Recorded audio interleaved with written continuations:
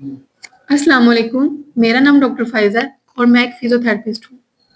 इस वीडियो का मकसद आप लोगों को फ़िज़ियोथेरेपी की इम्पोर्टेंस के बारे में बताना है।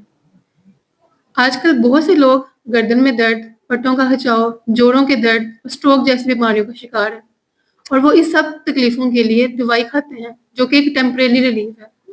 इसका असल ट्रीटमेंट फ़िज़ियोथेरेपी है।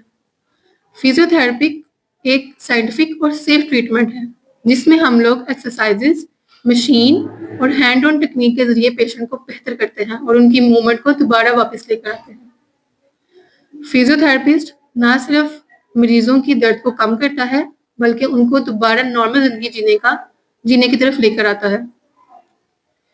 फिजियोथेरेपी हर उस इंसान के लिए जरूरी है जिसको कमर में दर्द होगी, जिसको गर्दन में दर्द है, जिसको पट्टों का खिंचाव है, जो स्ट्रोक, बेल्स पाल्सी, फालिज और वो लोग जो स्पोर्ट इंजरीज या एक्सीडेंट के बाद दोबारा नॉर्मल लाइफ है, जो चल फिर नहीं सकते और जिनको फालिज हो गया हुआ है, और वो लोग जो एक्सीडेंट के बाद नॉर्मल अपनी लाइफ में चल फिर नहीं सकते, उन लोगों में भी फिजियोथेरेपी अपना अहम किरदार अदा कर रही है।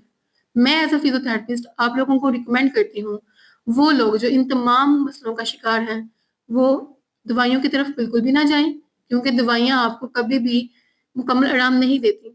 फिजियोथेरेपी से ही आप लोगों को मुकम्मल आराम मिल सकता है और मैं एज अ फिजियोथेरेपिस्ट आपको ये रिकमेंड करती हूँ कि अगर आप इन तमाम मसाइल का शिकार हैं तो ज़रूर फिजियोथेरेपी की तरफ आए। शुक्रिया।